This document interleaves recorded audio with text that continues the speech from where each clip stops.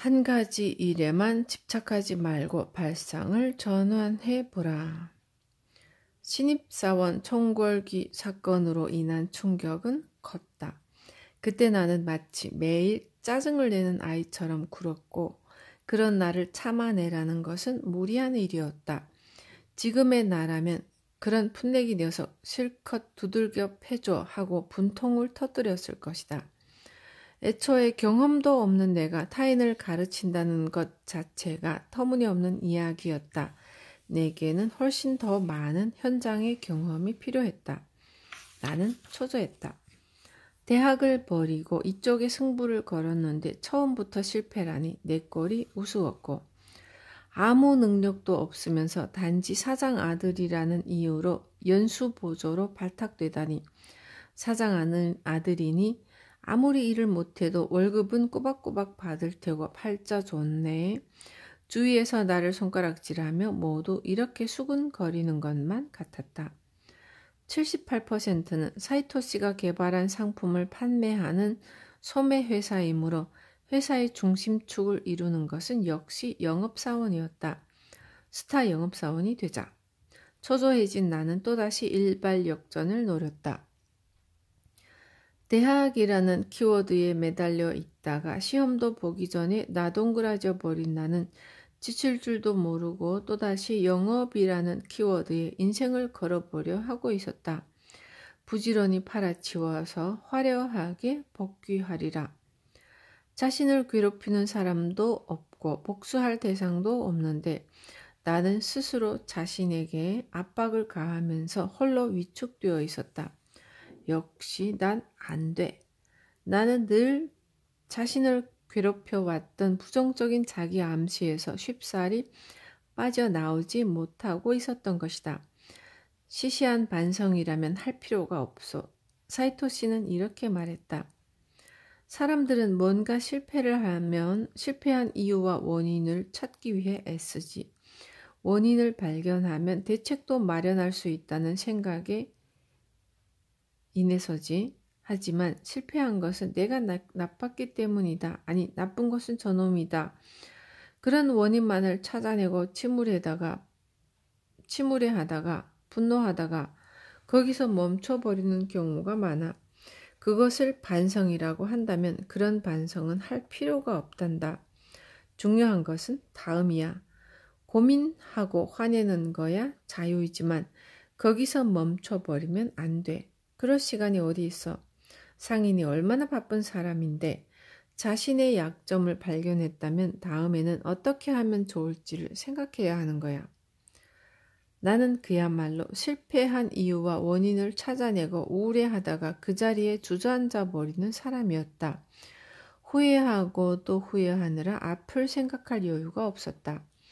초조한 나머지 전후 사정을 잘 헤아려 보지도 않고 기사회생의 결과만을 원하고 있었다. 능력 있는 사원으로 인정받음으로써 나 자신에 대해 안심하고 싶었다.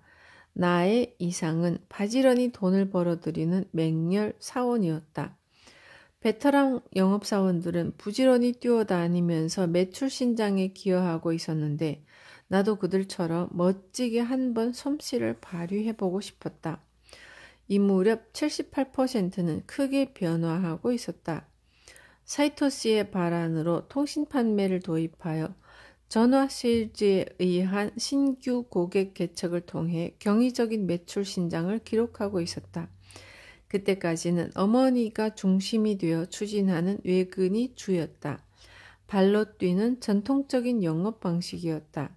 그 외에는 고객의 소개를 받거나 광고지를 붙이는 방법을 통해서 신규 고객을 획득했고 이러한 영업 방식도 충분히 효과적이었으나 사이토 씨는 거기서 만족하지 않고 이미 다음 수순을 고심하고 있었던 것이다. 지금 통신 판매는 잡지, 신문, 텔레비전, 인터넷 등의 다양한 매체를 통해 활황을 이루고 있지만 10년 정도 전에는 아직 큰 흐름이 아니었다.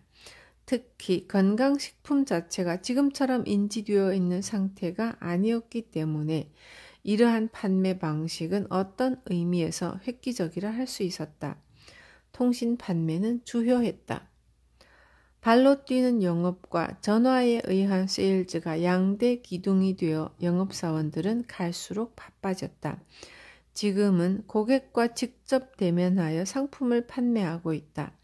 특히 단골 고객을 중점적으로 관리할 뿐 신규 세일즈 전화는 걸지 않았다. 그러나 당시에는 전화만 걸었다 하면 팔리는 경우가 많았기 때문에 화술에 능한 베테랑들은 모두 수화기에 매달려 있었다. 베테랑 영업맨들은 사이토시로부터 직접 가르침을 받은 적이 없는 사람들이었다. 그들은 자기 나름의 노하우로 상품을 판매한다는 강한 자부심을 갖고 있었으며 실제로 그들의 영업 실적은 가파른 상승 곡선을 그리고 있었다. 나도 영업을 시작했다. 발로 뛰어다니면서 신규 개척의 벨을 울렸다. 그리고 다른 맹렬 사원들처럼 손가락이 아프도록 전화를 걸어댔는데 연수에서는 그토록 성적이 좋았건만 실전에서는 만족할 만한 결과가 나오지 않았다. 이상하다. 어릴 때는 아줌마들 킬러였는데 나의 영업 성적은 전혀 나아질 기미가 보이지 않았고 사내의 파이팅 무드는 날이 갈수록 뜨거워지는데 나만 혼자 외톨이가 된 것 같았다. 연수에서의 실패를 만회하려고 별렀는데 실적이 이게 뭐야? 상인을 자처하면서 물건 하나 제대로 팔지 못하고 회사에 누만 끼치고 있구나. 학교도 일도 엉망진창이다. 입사한 지 반년이 되어 나는 또다시 움츠러들기 시작했다. 외근을 나가도 찻집에서 시간을 죽이는 일이 많아졌고 어차피 안 될 거라고 생각하니 전화를 걸어 열변을 토하기도 귀찮았다. 수화기를 들고 전화를 거는 신용만 하는 날도 있었다. 이러다가는 학창시절의 히키코모리로 돌아가게 될 것만 같았는데 바로 그때 사이토시가 회사에 홀연히 나타났다. 그 당시 78%는 좀 더 넓은 사무실로 옮긴 덕분에 사이토시와 간부들이 모여서 회의를 할 정도의 공간은 확보하고 있었다. 이제 찻집이나 패밀리 레스토랑에서 작업을 하는 일도 없어졌다. 그리고 그 찻집은 이제 없었다. 찻집 주인이 마루칸의 대리점을 시작했기 때문이었다. 통신 판매가 성공을 거두자 다른 찻집 친구들도 속속 회사를 차렸다. 가여운 것은 사이토시였다. 느긋하게 앉아서 책을 읽을 수 있었던 단골 찻집도 없어진 데다 10개 회사를 총괄하기 위해서 오늘은 여기, 내일은 저기로 분주히 돌아다녀야만 했다. 사이토시가 우리 회사에 찾아올 때는 항상 사전에 전화를 한 통 넣어 주었는데 그날은 아무런 연락도 없이 불쑥 나타났다. 그냥 잠깐 들른 거니까 모두 하던 일 하세요. 사이토시는 이렇게 말한 뒤 소파에 기대 앉아 팔다리를 쭉 폈다. 한창 바쁜 업무 시간이다. 사무실 안에는 활기찬 전화 세일즈 목소리가 어지럽게 날아다니고 있었고 흥이 안 나는 것은 나뿐이었다. 내가 사이토시가 좋아하는 커피를 가져가자. 뭐야 간장? 표정이 왜 그리 어두워? 하고 물어왔다. 만날 때마다 신세 한탄만 늘어놓는 것 같아서 창피했지만 나는 영업 성적이 아무리 해도 좋아지지 않는다는 이야기를 했다. 영업의 달인이 되고 싶은데 저한테 장사가 맞지 않는 걸까요? 글쎄, 사이토시는 이렇게만 말하고 커피를 마시면서 잠시 사원들의 일하는 모습을 지켜보았다. 그러고는 약간 놀란 표정으로 한쪽 책상을 가리켰다. 거기서는 고객의 항의 전화에 대처하고 있었는데 맨 처음에 전화를 받은 젊은 여자 영업사원으로만은 역부족이었는지 베테랑 영업사원이 수화기를 넘겨받은 다음 사정과 말을 주고받으면서 고객의 질문에 대답하는 동작이 반복되고 있었다. 결국은 사장이 전화를 돌려달라고 해서 직접 설명하는 것 같았다. 저런 전화가 맞나? 요즘 들어 좀 많아졌어요. 통신 판매의 매출은 눈부신 성장세를 보이고 있었으나 클레임 역시 늘고 있었다. 통신 판매 이전에는 이렇지 않았는데 어머니는 직접 고객의 얼굴을 보고 상품을 설명했고 손님은 이웃들이 대부분이었으므로 뭔가 의문이 생기면 한달음에 뛰어왔다. 멀리 사는 손님에게는 전화로 부지런히 대응하여 상대를 화나게 하는 일은 없었는데 매출이 늘어나면 늘어날수록 그러한 애프터 서비스는 솔직히 말해서 허술해지고 있었다. 연수를 받자마자 수화기에 매달리는 젊은 여자 영업사원들도 늘고 있었고 모두 팔자 분위기로 앞으로만 돌진한 탓에 그로 인한 문제점도 증가하고 있었던 것이다. 그런 모습을 지켜보고 있던 사이토 씨가 간장, 꼭 다른 사람들과 똑같은 일을 할 필요는 없지 않을까? 느닷없이 말했다. 생긴 지 얼마 안 된 회사이니 앞으로도 틀림없이 여러 가지 문제가 발생할 거야. 그때마다 도움을 주기 위해 사장이 나설 수는 없는 일이지. 좀 도와줘. 나는 그것도 간장이 할 일이라고 생각해. 회사를 잘 살펴봐. 미개척 분야가 무궁무진하게 널려 있어. 아무도 손을 대지 않은 일에 최초로 도전하면 간장도 베테랑이 될 수 있을 거야. 나는 진작 사이토 씨의 말을 떠올렸어야 했다. 열심히 노력해도 결과가 안 나온다면 이번에는 다른 노력을 해보면 어떨까? 어머니가 가업인 생선 가게를 고집하며 고전하고 있을 때 사이토 씨가 해준 말이다. 지금이야말로 나는 다른 노력을 해볼 때였다. 나는 손님을 상대하는 일이 좋다. 초등학교 때 처음으로 느낀 장사의 재미를 결코 잊어버린 적이 없다. 그런데 지금은 노력이 그에 상응하는 실적으로 연결되지 않아 마음을 무겁게 짓누르고 있었는데 그렇다면 시시한 반성은 이쯤에서 그만두자. 그것은 그것대로 어쩔 수 없는 일이니까 한 가지 일에만 집착하지 말고 발상을 전환해보자. 사이토 씨는 그것을 깨닫게 해주었다. 실제로 눈앞에서는 클레임 하나를 둘러싸고 여러 명의 사원이 우왕좌왕하고 있었는데 이런 문제점을 해결하기 위해서 다른 노력을 해보는 것도 가치 있는 일로 여겨졌다.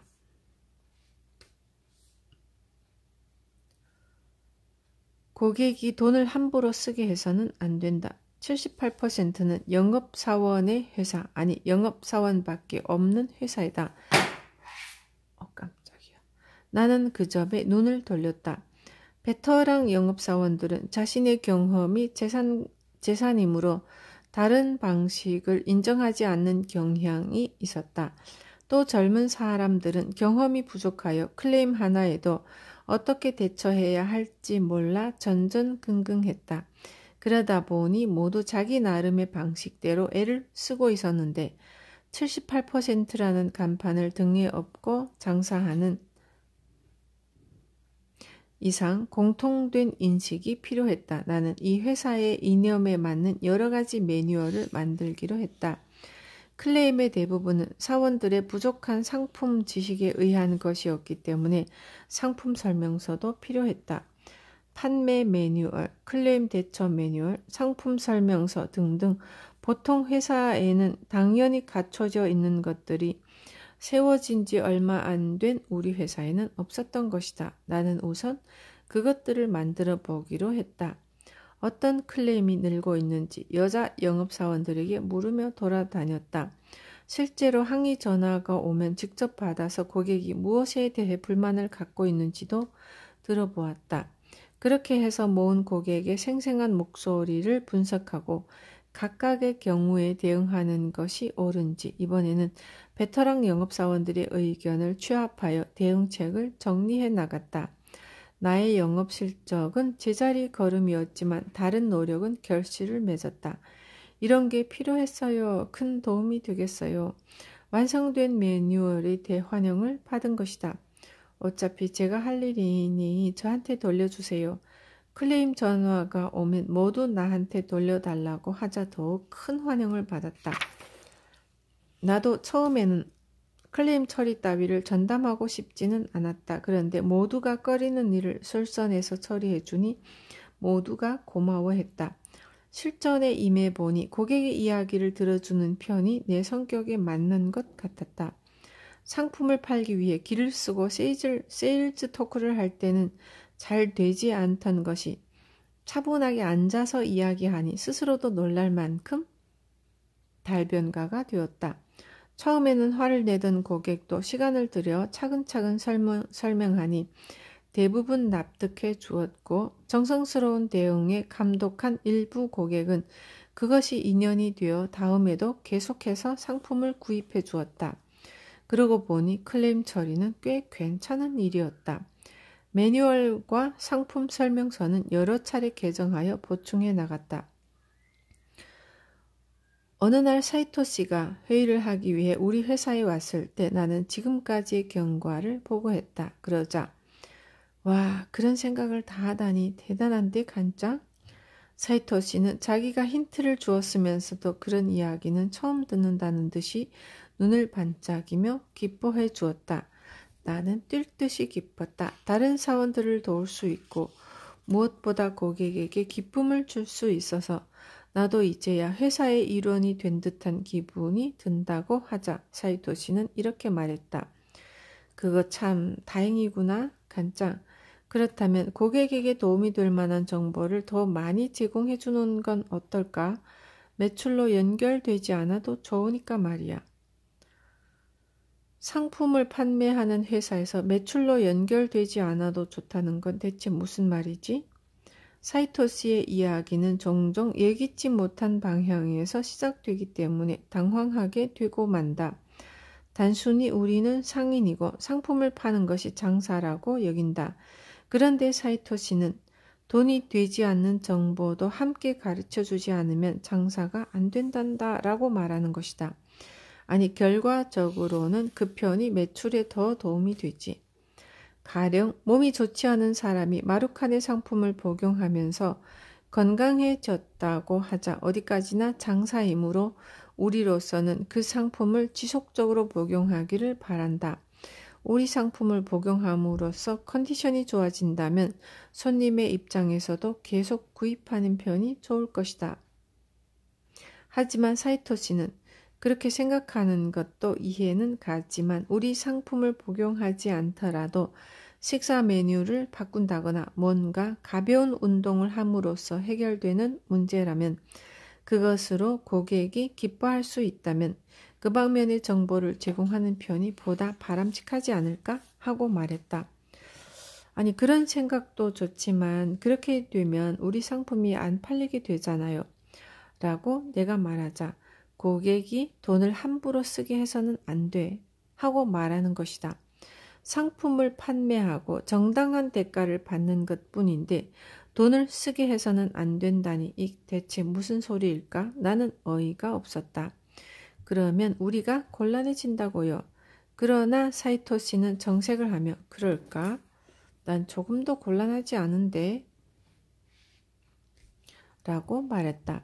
간장, 장사라는 것은 고객과의 신뢰 관계가 우선되어야 한단다.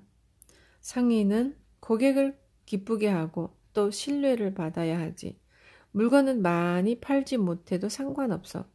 거기 가면 여러 가지 정보를 알려준단다. 그 사람에게 부탁하면 믿을 수 있다. 이런 신뢰 관계가 형성되지 않으면 물건이 남아도는 이 시대에 사람들의 선택을 받을 수 없게 될 거야. 우리는 물건을 파는 것이 아니라 건강을 팔고 있어. 우리가 제공하는 정보가 고객에게 도움이 된다면 그것으로 충분한 거야. 그러니까 우리는 많은 정보를 갖고 있어야 해. 항상 공부하는 자세로 새로운 정보를 많이 갖고 있지 않으면 안 돼. 잘 들어보니 지당한 말씀이었다. 나의 영업 실적이 좋아지지 않는 이유를 알 것 같았다. 상품의 효능을 설명하는 것은 물론 중요하다. 하지만 그것만으로는 모든 손님에게 만족감을 주지 못할 수도 있다. 손님 한 사람 한 사람마다 개선하고자 하는 것, 상대가 들어주길 원하는 것은 다 다르다. 제각각 원하는 정보가 다른 것이다. 나는 거기까지 헤아려서 물건을 팔려고 한 적이 없었다. 팔아야 한다, 팔아야 한다는 중압감을 느낀 나머지 손님의 사정도 들어보지 않고 상품을 강권했다. 필시 연수 때의 상품 소개를 한자도 틀리지 않고 복창하는 일반적인 영업 화법이었을 것이다. 그날의 회의가 끝나자 사이토시는 영업사원들이 여기저기 전화를 걸어대는 모습을 잠시 지켜보았다. 그러고는 파는 데만 초점을 맞추고 있으면 오히려 팔리지 않게 되지 라고 혼잣말처럼 말한 뒤 호련히 가버렸다. 그때 사이토시에게는 무언가 보였던 것 같다. 사이토시의 말은 예언처럼 들어맞았다. 승승장구하던 78%의 매출이 주식회사가 된 지 2년 만에 한계점에 이르렀던 것이다. 사이토 할아버지의 말. 파는 데만 초점을 맞추고 있으면 오히려 팔리지 않게 되지. 장사라는 것은 고객과의 신뢰 관계가 우선되어야 한단다. 상인은 손님을 기쁘게 하고 또 신뢰를 받아야 하지. 돈이 되지 않는 정보도 함께 가르쳐주지 않으면 장사가 안 된단다. 아니, 결과적으로는 그 편이 매출에 더 도움이 되지.